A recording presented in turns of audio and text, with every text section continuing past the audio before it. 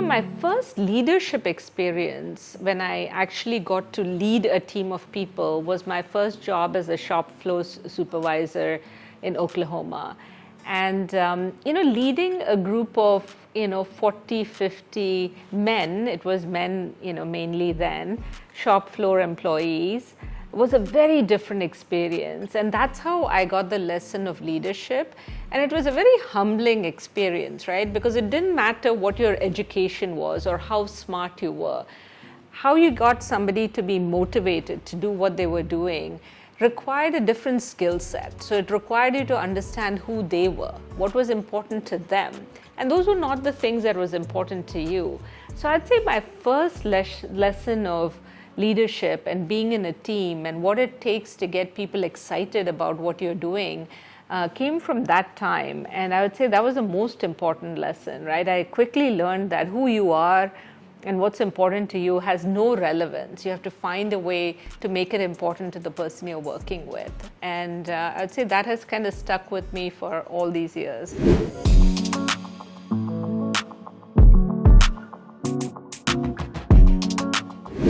So my mother is, I always say my hero. She, became a widow fairly young. She had 5 girls, and as you know, in India, when you have 5 daughters, and you're a widow, it's a very tough life. And my mother had no education, and really raised all of us, took us through college, really gave us the idea that you have to get an education and you have to figure out how to stand on your own 2 feet. And so she's really responsible for all of that. I think the best thing that I've always learned from my mom is the power of positive thinking. My mom is a very positive person, very can-do. She'll always say, there's something good that'll come out of everything. And that is the big thing that I take away from my mom. She's very positive about many things. And so through anything that's happening in life, that's a great kind of moral to have in life.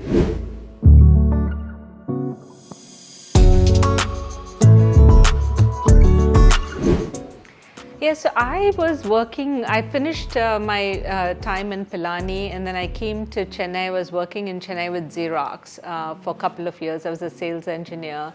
And, my family still was financially was not in a great position. My sister, who was an anthropology major, decided to go to the US. And she went to the University of Oklahoma, and then I followed her. She asked me to come, and I followed her and went to the US. And just the idea that opportunities were more, was the thinking. And that's how I ended up in the University of Oklahoma.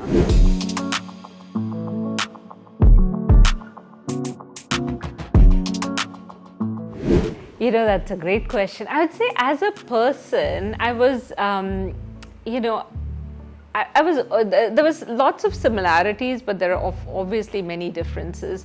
I would say I wasn't that thoughtful or organized in my life in terms of what comes next, or, I was just kind of jumping from one thing to the other. But I knew my goal was somehow to financially at least stabilize my family. I needed to get a job. So those things I was thoughtful about, and there was a plan, but I was a pretty happy-go-lucky person, right? Jumping from one thing to the other. Today I'm more planful. I'd say I'm more organized, and that has changed in a big way. If you ask my kids today, they'll tell you that mom's very focused on her to-do list. I'll always be thinking about kind of what's coming next, and so that sometimes will overtake my life. I don't think I had that at all, at that time. So.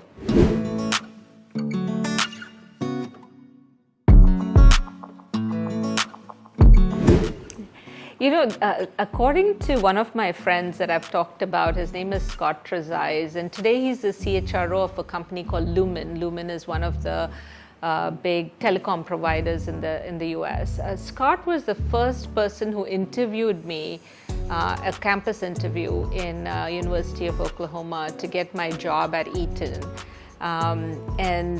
Scott said then many years ago, he said, hey, you're going to be a CEO someday. And I remember laughing and telling, I don't even know what that means. Like, what do they do, right? And I didn't even understand that. I just met Scott and his family the weekend before last weekend. They came to our house. And Scott was telling that story again. He said, I was the first one who predicted this.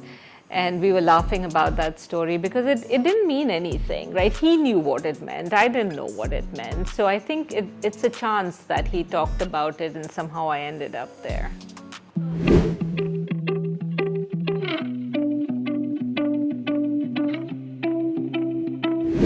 I think that's so important. I'd say there's a lot that it's important to differentiate between sponsorship and mentorship, right?